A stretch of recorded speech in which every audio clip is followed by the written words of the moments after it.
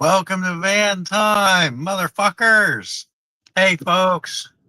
I got, we have some van time. We're at the doctor's, of course. When else do I ever go live? Only when we're at the doctor's. That's not true. I should make it true. Anyways, does anybody just think that like all the war happening lately is just getting kind of boring? I've been feeling like that. And I'm just waiting. It's like it's all getting worse and worse and worse, and it's all still there, but everything's at this moving so slow, and it's just everybody's making mouth noises about this, and I'm just like I'm getting a little bored with the world war right now because it's like just not exciting anymore. We have to wait for Iran to make war exciting again. Yeah, so that's where I'm at with the world situation. I'm just like, life here at home, it's going to continue to just get worse and worse and worse. There's nothing you can do about that, right? We're all fucked. And then like the war stuff is just getting kind of boring. I'm waiting for America to completely run out of ammo because do you really think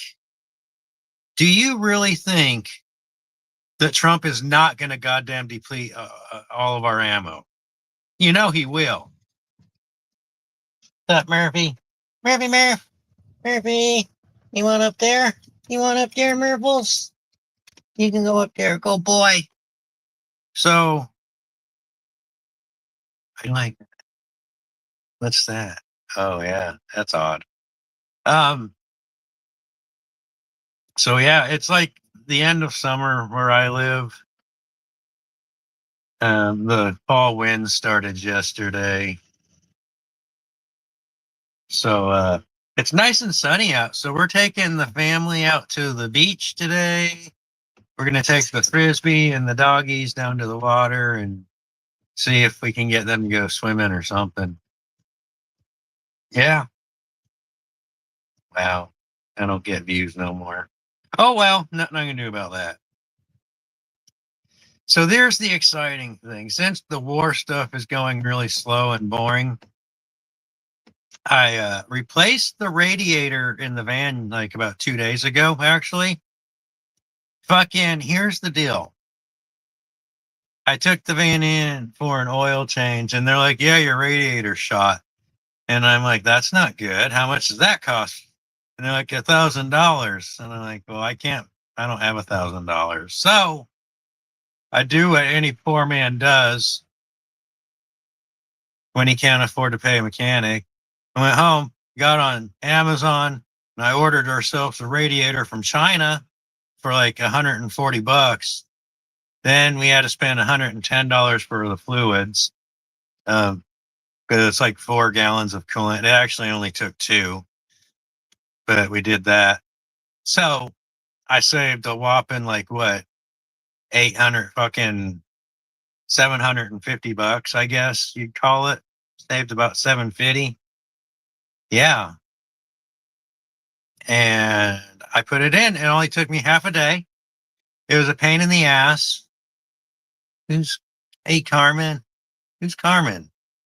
Do I know you? Well, hi there. Cool to see people here. Yeah, it only took me half a day to pull the old radiator out and put the new one in. And so I had to get ghetto on that shit. So the fan shroud the new radiator, the bolt holes for the fan shroud were not quite in the same place as the old radiator because I got the radiator made in China and all. It's supposed to be better. It's like thicker. It's like 10 millimeters of extra coil. So we'll see how that works. But so I'm like, I'm not going to drill holes in my new radiator flange. So what I did is I drilled some holes in the fucking fan shroud because that's plastic. And then I tried to put the bolts in, and the new radiator, the bolt holes are not threaded the way they are from the old radiator. So I said, fuck this shit. And I went and bought some zip strips. And my fan shroud is held up with zip strips, which, to be honest, it's working lovely so far. And it's like a pack of 100 zip strips. So if one of them breaks or something, I got plenty. Not worried about it. It's working pretty good. Here's the funny part, though, is apparently the old radiator was bad from like when we bought this thing. So we've been driving this thing around for like 7 fucking years with a bad radiator, which is crazy. I'm surprised it didn't overheat all the time. Dodge, man, they make them pretty good. It's an old Dodge Ram van. And so the new radiator, the engine's running way more quiet now. And the reason for that is because the old radiator was fuckered. It was all clogged up and corroded. I should take a picture of that.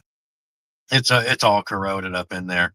And then, so because it was corroded and there wasn't good water flow through that,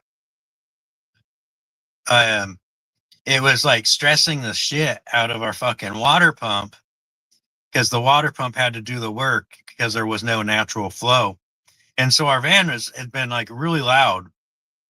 And so as soon as we put that new radiator in, it's like running really quiet now because the fucking water pump isn't having to do all the work. You know what I'm saying? So that's a nice improvement. I'm happy with that. Like seriously, the next you seen Richard? No, Richard got yeeted. That's sad. But he has like a dozen channels, so he'll be okay. I stopped listening to humans on the internet. I talked to a couple of hot chicks on Facebook, and I'm talking to some dudes in Russia as far as humans go. But everything else, like on YouTube, I watch AI stories. Like I got a system, I got a routine where I listen to like feminist drama and divorce story AI stuff in the daytime, and then at nighttime I switch over to like creepy pasta AI stories, because I don't want to deal with humans in America. And it's like, what's the point? Because all these humans, they have propaganda up in their heads, and you're like not allowed to talk about anything on their channels anyways. So I'm like, why bother? I'm not going to listen to a human's stories if I can't go in there and talk about how America's a Nazi shithole. So I just started listening to AI instead. It's like it's no human needed. And it's really just background noise to me, anyways, while I'm like reading the news or doing whatever the fuck else it is I'm doing. Yeah, it's like that. But yeah, I got the radiator done. So that saved like $750. And they quoted me fucking, it's like $500 to get one side of the exhaust manifold gasket replaced, right? So I'm going to end up doing that myself too. I got the gasket. The problem is this thing's like a 20, let me see, there's a 2000.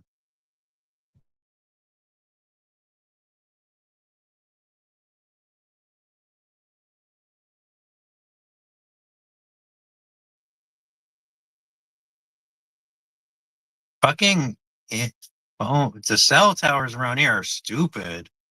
I mean, I got perfect signal, so it's the cell towers being dickweeds when it drops like that. So, anyways, yeah.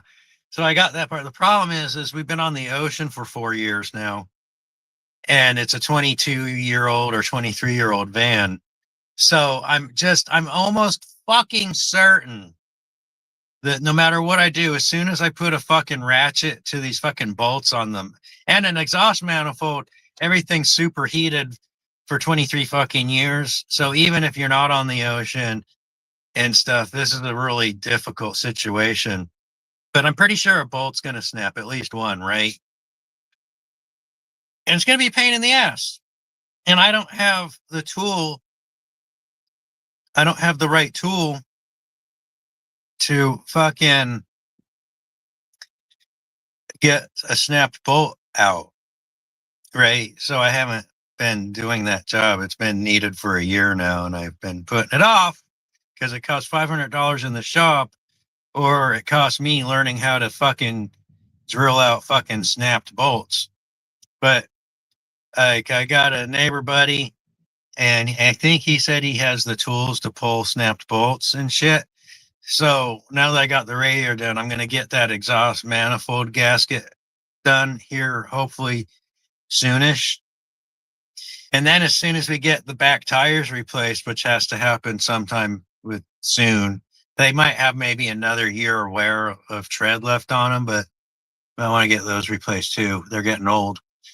But those we got the off-road tires on the back, so those are pretty noisy. So I got the radiator done, which cut down on a lot of the engine noise. How you affording life? I'm not. I do my own labor. That's how I afford life. And I don't eat garbage junk food. I don't eat at restaurants or fast food. I buy raw ingredients and I cook my own food. And I do as many of my own auto repairs as possible. And that. And that's how I afford life. Physical labor. Right. But yeah, but once we get the tires and that manifold gasket done, this van, 23-year-old, is probably going to sound like a new vehicle off the fucking lot because we already got a brand new transmission in it. It's like literally brand new. It's a couple years old, but we don't do a lot of driving, so it's pretty brand new, right? It probably has less than 10,000 miles on it. But this thing's going to be like sweet, quiet running vehicle once I get these next couple of repair jobs done on it. So that's going to be fun. Not fun, but it'll be nice. Once we get the actual mechanical stuff done, I can start with this cosmetic stuff. Like this thing, that that that is ugly. That's some fucking ugly shit, right?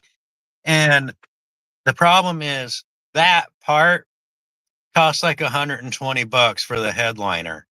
I think it's called a headliner. And it costs like 120, $130. So when there's other problems that are actual problems, we kind of put off the cosmetic stuff. It's like at some point I'm gonna have to spend 30, $40 to get the polishing kits for the headlights because they're all fogged up. And I don't drive at night anymore. So it's not a big deal. I don't use the headlights because I just don't drive at night. But I want it to look nice.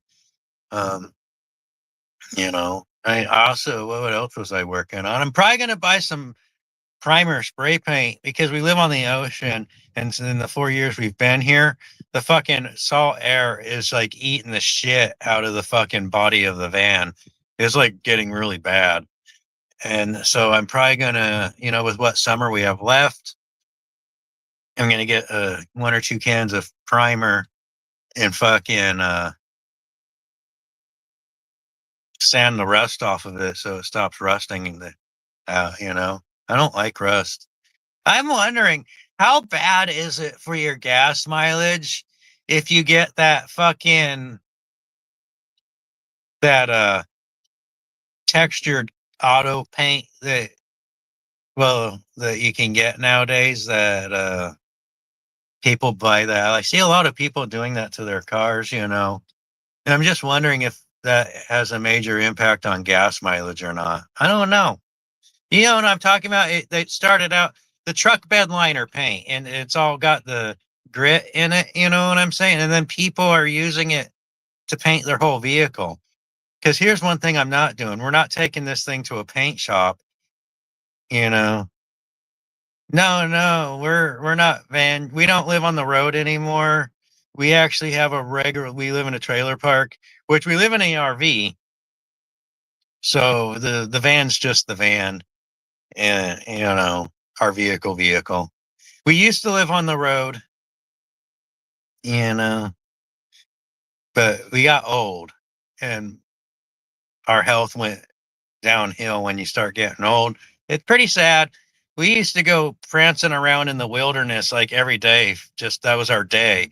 We'd wake up and fucking eat some breakfast, and we'd be out fucking prancing around the fucking forest or the desert by 10 o'clock. And that's that. Then we'd come back and make a lunch or a dinner and just living life like that. But now we're too old to go prancing around the forest. And that's sad. Now, some things when you get old can't do what you did when you was younger, you know. So, limitations, they suck, but that's reality. Um, what else? Oh, but the next big project before we do the exhaust manifold, we bought a shed. We got a motherfucking shed. It's at the house. It's all leaning up against the side of the RV right now. And I haven't put it together yet because you have to have a floor, and that the shed does not come with a floor. That's separate. And at first, I was thinking I was just going to grab some pallets because when I was a kid, you could get pallets from fucking anywhere.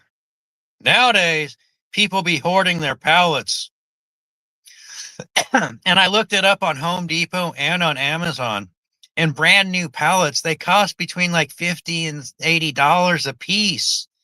So why it would take depending on size, 4 to 6 pallets to build a floor out, right? For the shed. We have a 6x8 shed.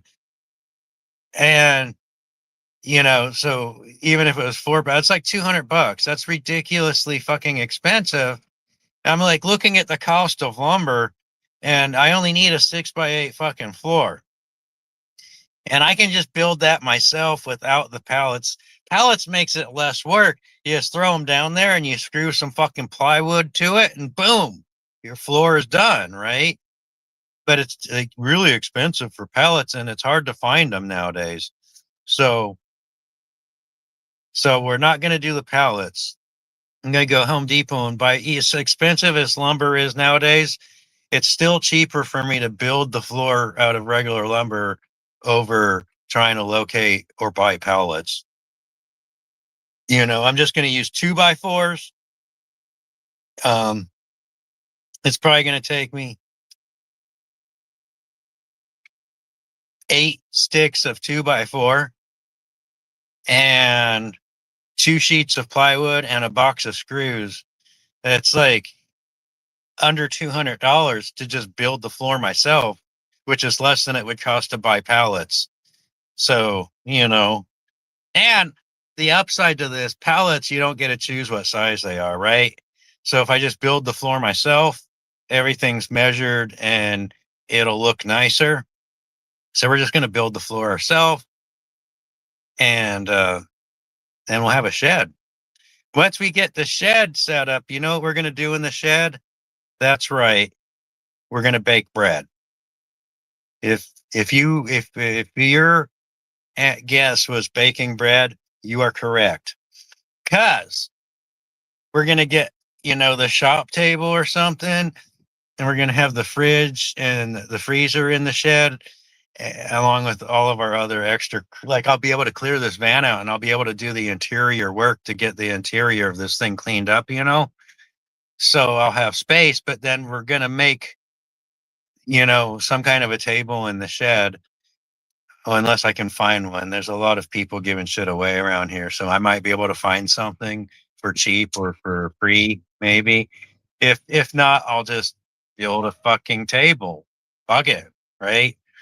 But the point being is we're gonna fucking get a bread maker, and we're gonna order flour in bulk. We're gonna get 2 kinds of flour. We're gonna buy regular good quality pizza dough flour, and we're going to get like 50 pounds of that. But I'm also going to buy some red wheat berries because those are even cheaper. Red wheat berries. All the survivalists recommend you buy the red wheat berries because if they're sealed and stored properly, they're good for like 30 fucking years, man. So we're going to get some wheat berries and a flour grinder. and we're going to mount the flour grinder to the fucking shop table in the shed. And we're going to get a bread maker and we're going to bake our own bread in the shed. We also apparently want to get like a dehydrator and an air fryer. So basically the shed's going to be storage slash kitchen slash my girlfriend wants a little girl cave and she's going to decorate one quarter of the shed so she can go out there and do shed activities like writing and making videos, selling bread.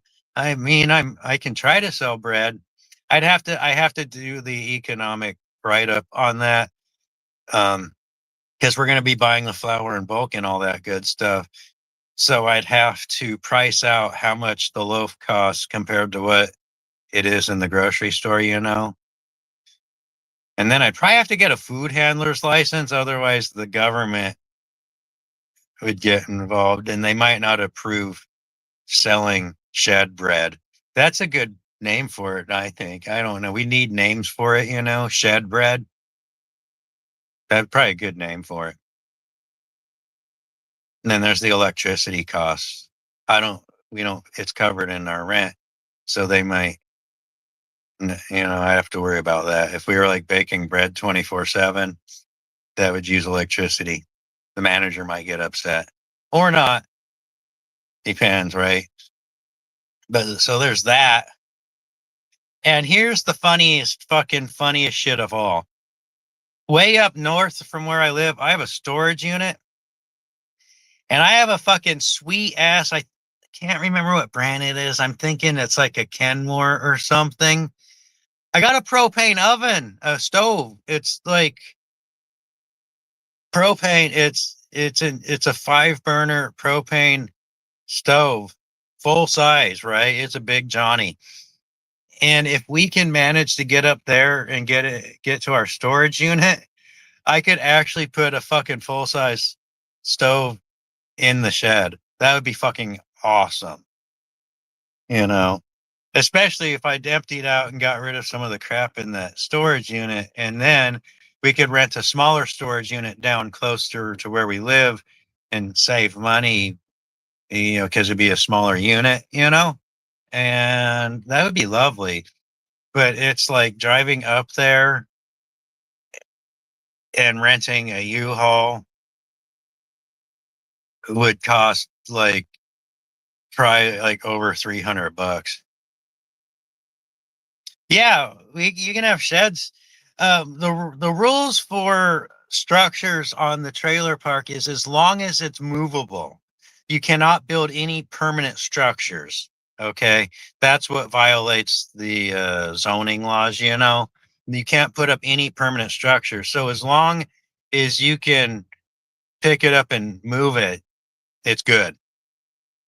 Um, most trailer parks let you have a shed. In fact, some trailer parks, like the shed's a part of the property with your space, not the one I'm in.